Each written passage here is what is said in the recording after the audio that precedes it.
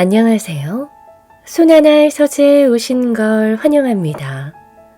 여러분은 다른 사람을 얼마나 잘 설득하시나요? 나는 영업사원이 아닌데 하며 설득이라는 단어가 낯설게 느껴지실 수도 있을 것 같습니다. 하지만 인생에서 부를 쌓아가고 사랑을 성취하는 것은 모두 타인을 설득해 나가는 과정이라고 해도 과언이 아닙니다. 우리는 나의 노동력 혹은 제품이나 서비스를 타인을 설득해 사게끔 해야 하고, 사랑을 할 때도 연인에게 어필해야 하며, 친구를 만들 때도 내가 좋은 사람이라는 걸 상대가 알고 호감을 가지게 해야 원활히 이루어집니다. 타인에게 승낙을 잘 얻어내는 사람, 설득의 달인은 인생을 살아가는데 매우 유리합니다. 오늘은 여러분이 다른 사람의 마음을 잘 사로잡는 사람이 되길 바라며 설득에 있어서 최고의 고전으로 꼽히는 책을 가져왔습니다. 설득의 심리학. 이 책은 세계적인 설득의 대부로 불리는 로버트 치알디니의 베스트셀러입니다.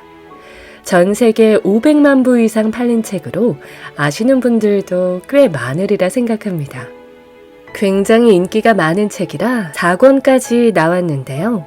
오늘은 1권에서 우리가 호감을 얻을 수 있는 조건을 읽어보려고 합니다. 여기서 빼놓을 수 없는 것이 바로 외모였는데요. 하지만 외모가 뛰어나지 않더라도 호감을 얻는 설득의 달인이 되는 법이 나와 있으니 끝까지 잘 들어보시죠. 같이 읽어보겠습니다.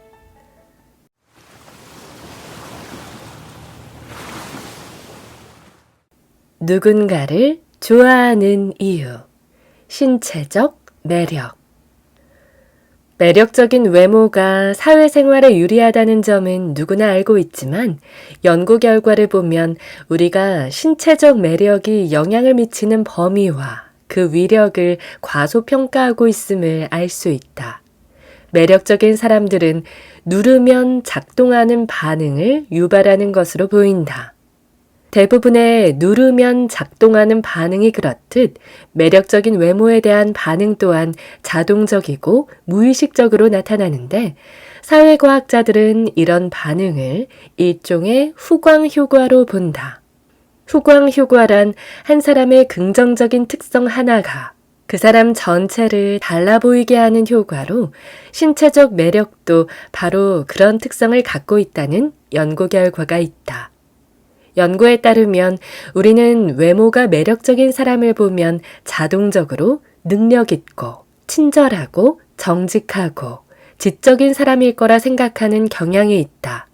하지만 상대의 신체적 매력이 자신의 판단에 영향을 미쳤다는 사실은 인식하지 못한다.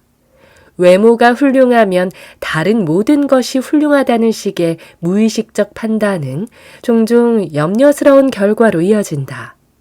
그 예로 캐나다 연방총선 연구 결과에서 외모가 매력적인 후보가 그렇지 않은 후보에 비해 2.5배 이상 득표한 것으로 밝혀졌다. 그러나 이렇듯 분명한 증거에도 유권자들은 자신들이 잘생긴 후보에 대해 편견을 갖고 있다는 사실을 전혀 자각하지 못하는 것으로 드러났다. 조사에 참여한 캐나다 유권자 중 73%가 투표 때 후보의 외모에 영향을 받았다는 사실을 강력하게 부인했다. 영향을 받았을지도 모른다고 응답한 유권자는 14%에 지나지 않았다. 하지만 유권자들이 아무리 부인해도 후보자의 매력적인 외모가 선거 결과에 영향을 미친다는 연구 결과가 속속 발표되고 있다. 채용 과정에서도 유사한 효과가 나타난다. 모의 면접 실험에서 외모가 단정한 구직자가 학력이나 경력 등 능력이 뛰어난 구직자보다 채용 확률이 높게 나타났다. 물론 이 경우에도 면접관들은 구직자의 외모가 채용 선택에 미친 영향은 극히 적었다고 주장했다. 매력적인 사람은 구직 때뿐만 아니라 급여를 받을 때도 유리하다. 경제학자들이 미국과 캐나다 기업을 대상으로 연구한 결과 매력적인 사람은 그렇지 않은 사람보다 급여가 훨씬 높았다.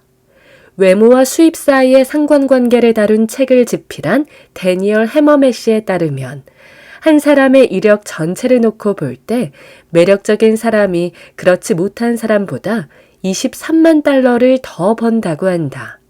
해머메시는 연구 결과를 발표하며 10점 만점으로 평가했을 때 자신의 외모는 3점에 불과하다는 말도 덧붙였다. 또한 여러 가지 실험을 통해 매력적인 사람은 위급 상황에서 도움을 받을 확률도 더 높고 청중의 의견을 바꾸는데도 더 높은 설득력을 발휘하는 것으로 밝혀졌다. 확실히 외모가 매력적인 사람들이 사회적으로 훨씬 더 많은 혜택을 누린다고 생각할 수 있다.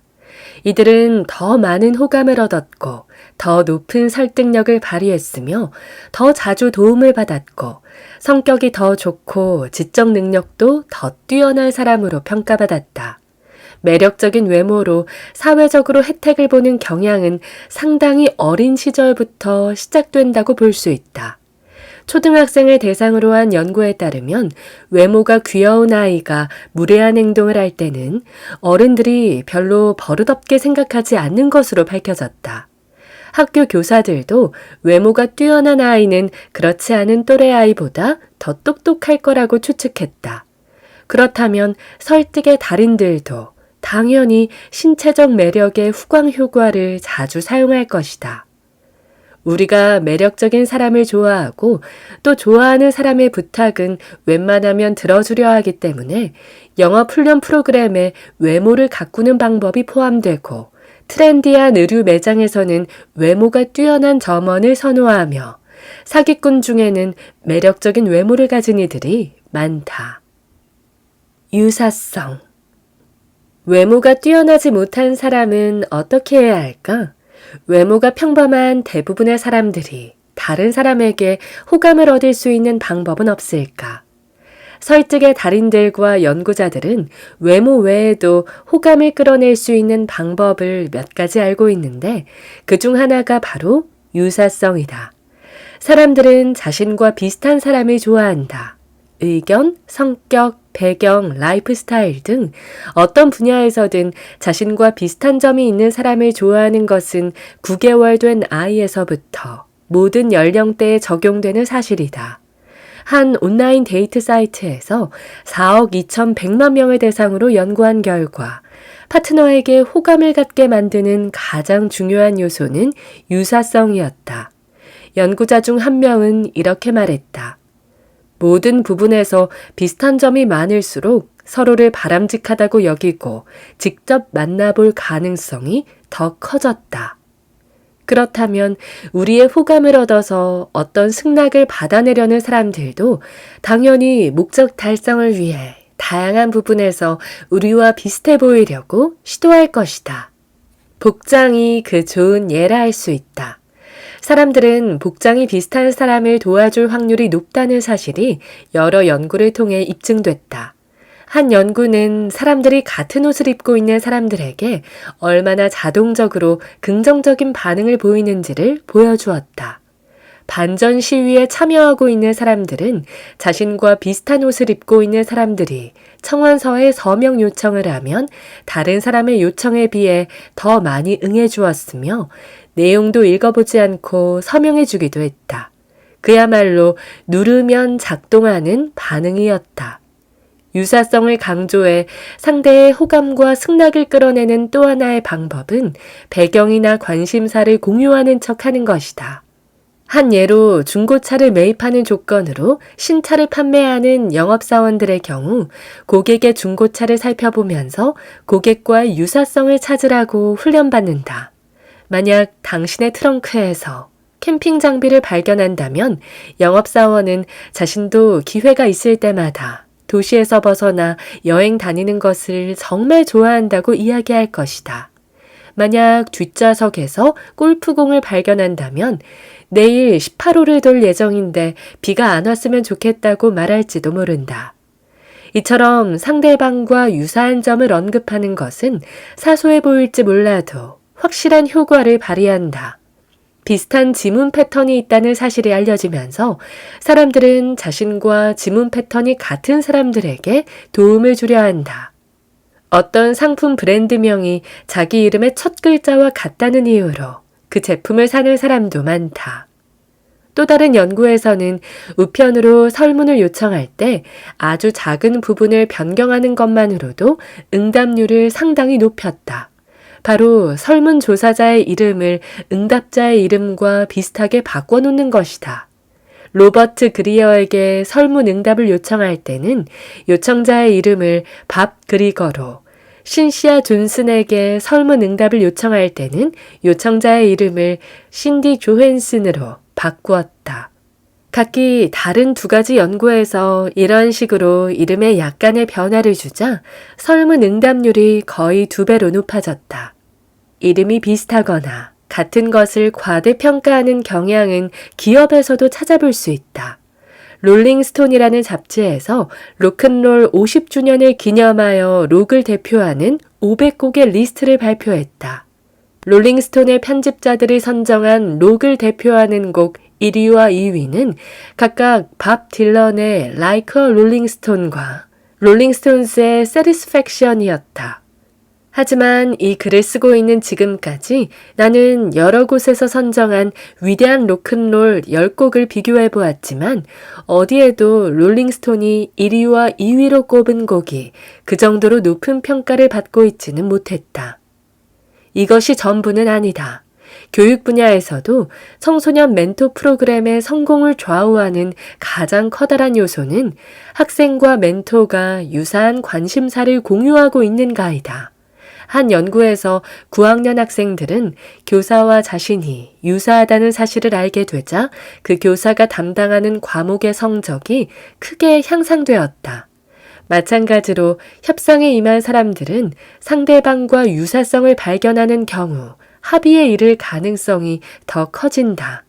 그렇다면 유권자가 조금이나마 자신과 얼굴이 비슷한 후보자를 선호하는 현상이 놀랍지 않고 말하는 스타일이나 문자 보내는 스타일의 유사성으로 인해 사랑에 빠지거나 심지어 인질 협상이 평화롭게 끝나는 일도 대수롭지 않게 여겨진다. 아주 사소한 유사성으로도 호감을 느낄 수 있지만 유사성은 쉽게 조작할 수 있다는 점에서 우린 정말 똑같아요. 라고 말하면서 어떤 것을 요구하는 사람을 특히 조심하라고 권하고 싶다. 실제로 요즘 같은 시기에는 당신과 비슷한 면을 가진 이들이 당신을 설득하려고 한다면 주의하는 것이 좋다. 그 이유는 우리는 유사성이 호감에 미치는 영향을 과소평가하는 데 반해 설득의 기술을 가르치는 많은 프로그램은 고객의 자세나 말하는 방식을 의식적으로 모방하라고 충고하고 있기 때문이다. 이러한 유사성은 긍정적인 결과를 낳는다. 고객의 말을 모방하도록 훈련받은 웨이터가 더 많은 팁을 받고 고객의 언어적, 비언어적 행동을 모방하라고 배운 판매 직원이 더 많은 가전제품을 판매하며 국적과 관계없이 상대방의 언어나 신체 움직임을 모방하라고 배운 협상가가 더 나은 결과를 얻는다는 사실이 그 증거가 될 수 있다. 이익을 얻기 위해 이 분야의 지식을 이용하는 사람들에게 뒤처지지 않기 위해 관계 전문가들도 조작을 해서라도 유사성을 사용하라고 충고하고 있으며 이런 방식은 큰 성공을 거두고 있다. 온라인 데이트 사이트에서 상대방의 말이나 신체 언어를 모방해보라는 충고를 받은 여성들은 성적으로 매력적이라는 평가를 받았고 다시 만나게 해달라는 요청이 줄을 이었다. 조작된 유사성이 비윤리적으로 느껴지고 심지어 사기처럼 보인다는 사실을 부정하지는 않는다. 다른 사람이 나를 좋아해 주기를 바라는 것은 모든 인간의 기본적인 욕망이다. 하지만 거짓으로 꾸며 호감을 얻어내는 경우 그 결과가 반드시 수단을 정당화해 주지는 않는다. 반면에 다른 사람과의 공통점을 발견하고 소통하기 위해 노력하는 것과 같은 호감을 얻기 위한 전략적인 행동은 전혀 불쾌하게 느껴지지 않는다. 오히려 다양한 상황에서 원만한 관계를 촉진하는 방법으로 칭찬할 만하다고 생각한다. 칭찬할 만한가 아닌가를 떠나 다른 사람과의 유사성을 발견하기 위해 노력하는 것 자체가 쉽지 않은 일이다.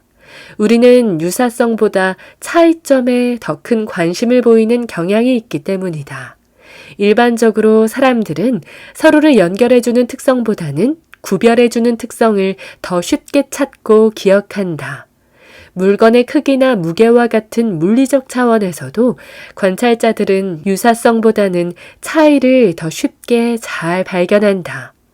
상호작용하고 있는 집단의 관계를 파악하는 것과 같은 사회적 차원에서도 관찰자들은 마찬가지 성향을 보인다. 32개의 개별 협상에 대한 리 톰슨 박사의 분석에 따르면 경쟁 관계에 있는 협상가들이 공통되는 이익과 목표를 식별하고 참조하는 데 실패하는 경우가 50%에 달했다. 실제로 협상가들의 이해관계나 목적에서 분명히 공통되는 부분이 있었고 그것을 활용할 경우 서로에 대한 호감은 물론이고 상호 이익 또한 증가할 것이 분명했는데도 말이다. 인종이나 민족 집단의 구성원들이 자신들과 다른 집단의 개인들 사이에 사회적 거리를 유지하는 것 역시 이런 안타까운 경향으로 설명할 수 있다. 그들은 집단 간의 차이에 초점을 맞추는데 이런 경향은 외부 구성원과의 상호작용이 가져올 수 있는 긍정적인 면을 과소평가하게 만들 뿐만 아니라 실제로 그런 상호작용의 기회까지 축소할 수 있다. 연구자들은 이런 추론을 뒷받침하는 실험을 실행했다. 흑인 대학생과의 대화를 기대하다가 실제로 그 기회를 얻게 된 백인 대학생은 흑인 대학생과의 대화에서 느낀 즐거움에 대해 과소평가했는데 이는 사전에 상대방과의 차이에 지나칠 정도로 주목하고 있었기 때문으로 밝혀졌다. 하지만 같은 실험 조건에서 다른 학생들에게 앞으로 대화하게 될 상대방과 자신의 유사성에 주목해달라고 요청하자 실험 결과는 완전히 달라졌다. 일부러 상대방과의 유사성에 집중하자 백인 학생들이 흑인 학생들과의 대화에 대해 가지고 있는 부정적인 시각이 완전히 사라진 것이다. 그러자 백인 학생들의 긍정적인 기대는 흑인 대학생들과의 긍정적인 경험과 일치하게 되었다. 이러한 결과는 우리에게 만족스러운 개인 관계의 확장 방법을 제시하고 있다. 우리는 우리와 다르게 보이는 사람들에게서 유사점을 찾음으로써 그들을 지나치게 낮춰보는 실수를 피할 수 있다. 1713년 조너선 스위프트는 한 유명한 시에서 이렇게 말했다. 학교에서 배운 오랜 경꿀 안에 아부야말로 바보들이 즐기는 음식이라는. 하지만 그는 영양가라고는 전혀 없는 음식을 사람들이 얼마나 갈망하는지는 말하지 않았다. 코미디 배우 맥클린 스티븐스는 아내가 자신을 속여 결혼을 하게 되었다며 이렇게 말했다. 아내가 저를 좋아한다고 하더군요. 물론 웃자고 한 이야기지만 그저 웃고 넘길 수만은 없는 교훈이 담겨 있다. 오늘날 온라인에서 흔하게 좋아요를 주고받는데 이는 우리에게 긍정적인 감정을 불러일으킨다. 뇌 영상 연구에 따르면 자신의 소셜미디어에 올린 사진에서 좋아요를 많이 받은 10대들의 두뇌에서 보상을 담당하는 영역이 마치 크리스마스 트리에 불이 환하게 들어오는 것처럼 활성화되었다고 한다. 이 영역은 초콜릿을 먹거나 돈이 생기는 것과 같이 기분이 좋은 상황에서 활성화되는 영역이다. 누군가가 우리를 좋아한다는 정보는 그에 대한 호감과 자발적인 수능을 이끌어낼 수 있는 매혹적이면서도 매우 효과적인 수단이 될 수 있다. 따라서 누군가가 우리에게 아첨을 하거나 친밀감을 표현한다면 그는 우리에게 무언가를 원하는 것일지 모른다. 그리고 그는 자신이 원하는 것을 우리에게 얻어낼 가능성이 크다. 레스토랑에서 웨이터에게 칭찬을 받았을 때나 미장원에서 헤어스타일리스트에게 칭찬을 들었을 때 고객은 후한 팁으로 반응하기 마련이다.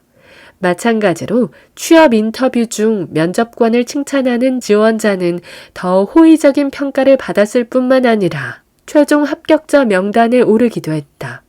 심지어 우리가 사용하는 기계 장치들도 칭찬을 통해 이익을 얻는다.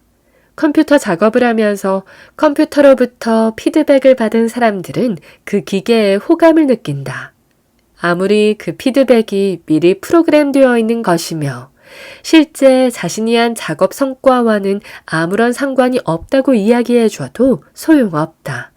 더욱 놀라운 것은 아무 의미 없는 이런 칭찬을 듣고 난 후 자신의 작업에 대한 자부심이 더 커진다는 사실이다. 우리는 자신에 대한 모든 칭찬을 믿는 경향이 있고 자신을 칭찬해주는 사람들은 누구든 좋아하게 된다.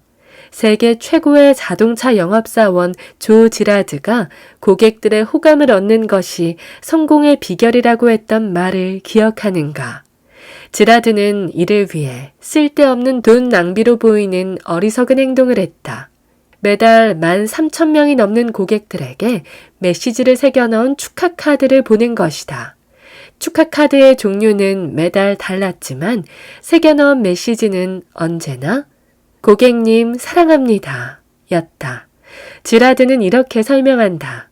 다른 내용은 없어요. 마지막에 제 이름만 적어넣는 거죠. 그저 고객님을 사랑한다고만 말하는 겁니다. 고객님 사랑합니다 라는 말이 1년에 12번 시계처럼 정확히 고객의 우편함에 도착했다. 물론 13,000명의 고객들이 똑같은 말이 새겨진 똑같은 카드를 받았다. 오로지 자동차 판매를 위해 제작한 그토록 비개인적인 사랑의 말이 과연 효과가 있을까? 지라드는 효과가 있다고 생각했고 지라드 같은 영업의 천재가 그렇게 생각했다면 우리도 관심을 가져볼 만하다. 지라드는 인간 본성의 중요한 면을 이해했다. 인간이란 바로 아부에 한없이 약한 존재라는 사실이다. 노스캘리포니아주에서 실시한 실험은 우리가 칭찬에 얼마나 무력한 존재인지 보여준다. 피험자한테서 뭔가 얻어낼 것이 있는 사람이 피험자들한테 3가지 종류의 말을 했다.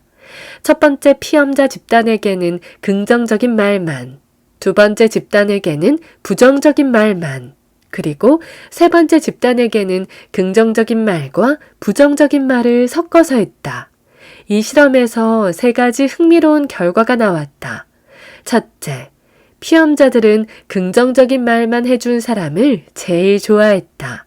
둘째, 긍정적인 말을 해준 사람이 뭔가 얻어낼 것이 있어 아부한다는 사실을 알아도 피험자들의 태도에는 변화가 없었다.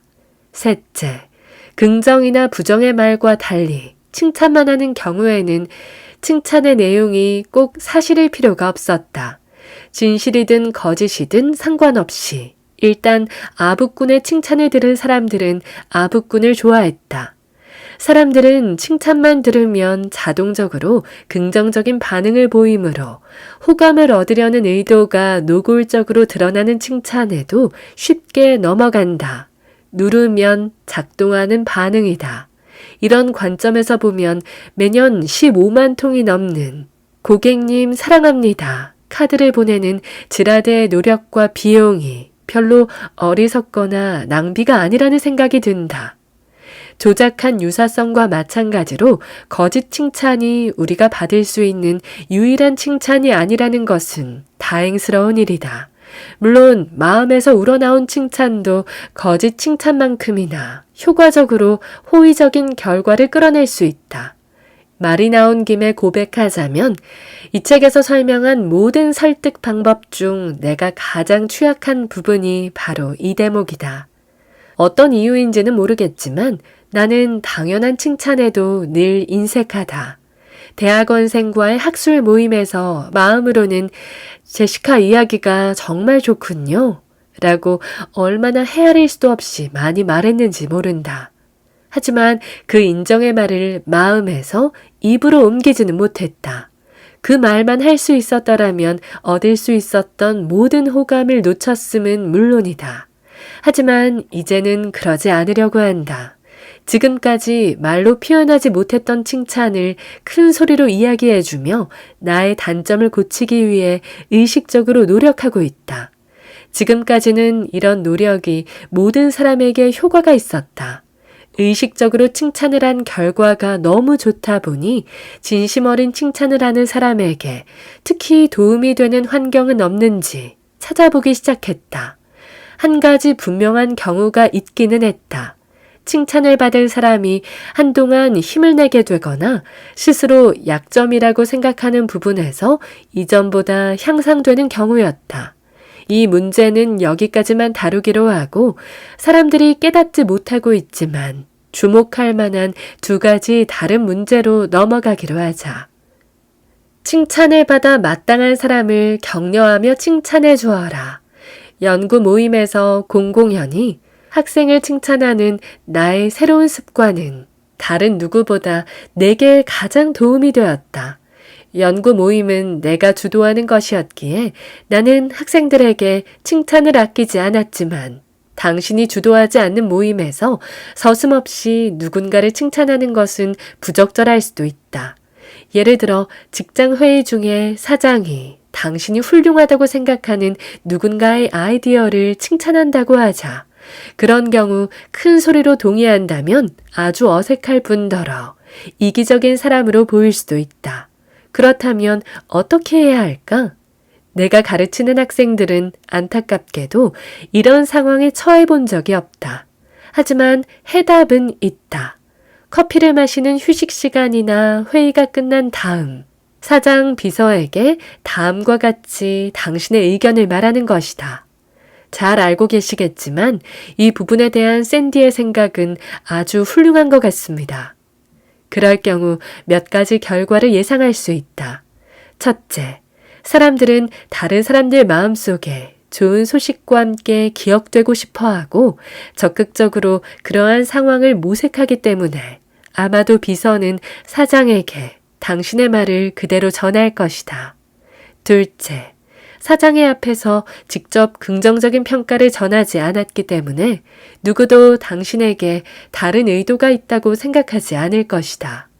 셋째, 칭찬의 심리학에 따르면 사장은 당신의 칭찬을 믿고 더욱 당신에게 호감을 느끼게 될 것이다. 당신이 그 사람에게 기대하는 부분을 찾아서 진심을 담아 칭찬하라. 사람들은 칭찬을 받으면 기분이 좋아지며 칭찬을 받은 자신의 특성이나 행동에 자부심을 느낀다. 따라서 누군가가 지금까지 했던 훌륭한 행동을 계속해주기를 바랄 때 하는 칭찬은 진심 어린 칭찬의 바람직한 형태라 할 수 있다. 그런 칭찬을 받은 사람은 동기가 부여되어 앞으로도 기대에 부응해서 훌륭한 일을 계속하려 들 것이기 때문이다. 이러한 생각은 새로운 정체성 형성이라는 설득의 전략이다. 다시 말해 개인에게 특정한 사회적 역할을 부여하며 그 역할에 부응하는 행동을 하게 만드는 것이다. 예를 들어 보험 대리인은 부모에게 보호자 역할을 강조함으로써 가족을 위해 기꺼이 생명보험에 들게 만든다. 이 책을 쓰기 위해 자료조사를 하던 중에 나는 우연히도 이 방법의 놀라운 효력을 직접 목격했다. 당신아는 연구실 밖으로 나가 판매원, 마케팅 전문가, 광고업자, 채용 담당자, 자선기금 권유자 등 실제 설득의 달인들로부터 효과적인 설득 전략에 대해 직접 배우고 싶었다. 무엇보다 이들에게 경제적 생존은 이용 가능한 전략의 성공 여부에 달려 있으므로 오랜 시행착오 끝에 가장 강력한 무기를 파악하고 장착했으리라고 생각했다. 하지만 내가 부탁한다고 해서 스스로 노력하여 힘겹게 터득한 지식을 기꺼이 나눠주지 않으리라는 데에도 생각이 미쳤다. 설득의 달인들은 효과적인 전략을 드러내지 않는 것으로 악명이 높기 때문이다. 그래서 나는 다른 방법을 써보기로 마음먹었다. 광고를 보고 익명으로 설득의 달인들이 담당하는 훈련 과정에 등록한 것이다. 정작 훈련 과정에 참여해보니 오히려 그들은 자신들이 체득한 모든 교훈을 전달하고 싶어 한달이었다. 예상했던 대로 수업에 참여하며 설득의 기술을 배우려는 태도를 보여주자 다가갈 수 없다고 생각했던 보물과 같은 정보에 어렵지 않게 접근할 수 있었다. 하지만 모든 훈련이 끝나고 내 진짜 정체와 목적을 밝힌 다음 내가 수집한 자료를 사용해도 좋은지 물었을 때 부정적인 대답이 나오지는 않을까 걱정이었다. 누가 보더라도 내 제안은 모든 이익은 내가 독식하고 그들은 손해가 되는 것으로 보일 게 뻔했으니 말이다.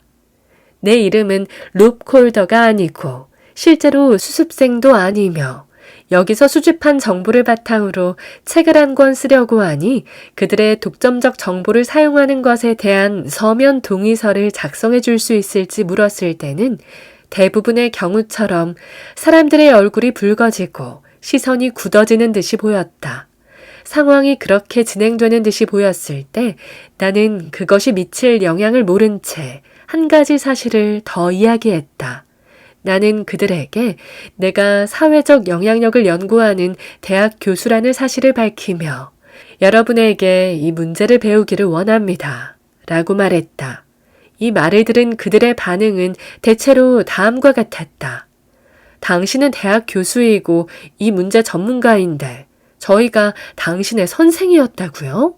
그 말이 맞다고 확인해주면 그들은 보통은 가슴을 한껏 내밀고는 이렇게 말했다. 그럼요. 저희가 알고 있는 건 모두 나눠드리죠. 돌이켜보니 설득의 달인들에게서 협조적인 반응을 끌어낼 수 있었던 이유를 알 수 있을 것 같아. 그들에게 배우고 싶다는 나의 말은 그들에게 선생의 역할을 맡기는 것이었기 때문이다. 선생이란 정보를 쌓아두지 않는 법이다. 정보를 나누어 주는 것이 선생의 역할이다. 그 이후 나는 정체성 형성 기법과 진심 어린 칭찬을 성공적으로 결합하는 방식을 깨닫게 되었다. 즉, 어떤 사람에게 보호자 혹은 교사와 같은 역할을 그저 할당하는 데 그치지 않고 다른 사람을 도우려 하거나 성실한 태도와 같이 칭찬할 만한 특성을 보여줄 때 그를 솔직하게 칭찬하는 것이다. 그럼으로써 우리는 그 사람이 가지고 있는 특성이 앞으로도 더 많이 드러나리라고 기대할 수 있다. 어떤 일에서 성실하다고 칭찬받은 아이들은 나중에 그와 비슷한 일을 할 때 더욱 성실하게 처리한다. 마찬가지로 다른 사람을 도왔다고 칭찬을 받은 사람은 나중에 완전히 다른 환경에서도 사람들에게 더 많은 도움을 주려는 경향을 보인다.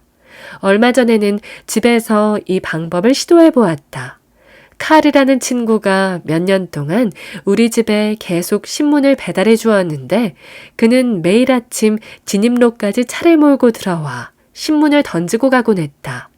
대부분의 경우 신문은 진입로 한가운데에 떨어져서 비슷한 시간에 마당에서 나오는 자동 급수에 젖지 않는다. 해마다 명절이 되면 칼은 신문과 함께 자신의 주소를 적은 봉투를 남긴다. 자신의 서비스에 감사의 표시로 돈을 보내라는 의미이고 나는 늘 그렇게 해왔다. 하지만 얼마 전에는 수표만 보내지 않고 쪽지를 하나 동봉했다. 쪽지에서는 신문이 젖지 않도록 정확하게 진입로 한가운데에 신문을 던져놓는 꼼꼼함을 칭찬했다. 예전에 칼이 진입로 한가운데 신문을 던져놓는 비율은 75%였지만 쪽지를 보낸 이후 그 비율은 100%가 되었다. 이 일이 의미하는 것은 무엇일까? 예를 들어 회의 준비를 꼼꼼히 해오는 동료라든지 당신의 아이디어에 유용한 피드백을 주려고 애쓰는 친구와 같이 주변에 일상적으로 칭찬할 만한 행동을 하는 사람이 있다면 그 사람의 행동뿐 아니라 그 사람의 특성을 칭찬해 주어라. 특성을 칭찬한다면 행동은 칭찬하지 않아도 좋다. 그러면 그 행동을 훨씬 자주 보게 될 것이다. 반복적인 접촉과 협력. 우리는 대부분 익숙한 것을 좋아한다. 직접 확인해보고 싶다면 작은 실험을 해보라. 자신의 얼굴 전면을 셀카로 찍어 인쇄하라. 그런 다음 휴대전화에서 반전 이미지를 만든 다음 역시 인쇄하라. 두 장의 사진 중에 마음에 드는 사진을 한 장 선택하고 친한 친구에게도 마음에 드는 사진을 한 장 선택해달라고 부탁한다. 아마 이와 유사한 실험에 참가했던 미러키주의 여성들과 똑같이 재미있는 반응이 나타날 것이다. 당신 친구는 원래 이미지를 더 좋아하는 데 비해 당신은 반전 이미지를 더 좋아할 것이다. 왜 이런 결과가 나타나는 걸까? 두 사람 모두 자신에게 익숙한 얼굴에 더 호의적인 반응을 보이기 때문이다. 친구는 누구나 보는 당신의 원래 얼굴에, 당신은 매일 거울에서 보는 자신의 반전 얼굴에 더 익숙한 것이다. 어떤 물건을 보는 우리의 태도는 그 물건의 노출 빈도에 영향을 받는다는 사실을 간과하는 경우가 많다.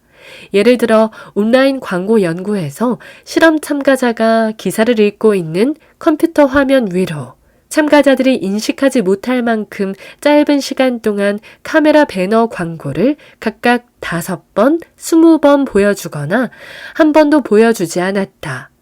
실험 참가자들은 자신이 광고를 봤다는 사실조차 알지 못했지만 광고에 더 많이 노출된 사람일수록 그 카메라에 더 호감을 느꼈다. 사람의 얼굴을 가지고 한 실험에서도 비슷한 결과가 나타났다. 실험 참가자들이 컴퓨터 화면을 보는 동안 몇 사람의 얼굴을 빠르게 화면에 띄었다. 참가자들이 누구의 얼굴도 기억할 수 없을 만큼 빠른 속도로 사람들의 얼굴이 화면을 지나갔다. 그러나 참가자들은 화면에 얼굴이 더 자주 등장한 사람에게 더 많은 호감을 느꼈다. 호감이 클수록 사회적 영향력도 커지므로 참가자들은 화면에 더 자주 등장했던 사람들의 의견에 더 많이 설득되었다. 지금처럼 가짜뉴스, 인터넷봇, 매체에 집착하는 정치인들이 난무하는 세상에서 사람들은 자신들이 가장 자주 노출되는 정보를 믿게 된다는 이야기는 실로 무시무시하기까지 하다. 나치 선전상 요제프 괴벨스의 거짓말도 자주 반복하다 보면 진실이 된다 라는 주장이 현대에 와서 되살아나는 듯하다. 가짜뉴스 생산자들의 터무니없는 주장도 반복해 듣다 보면 믿을 만한 것이 된다는 유사 연구도 마찬가지로 대단히 불편하다.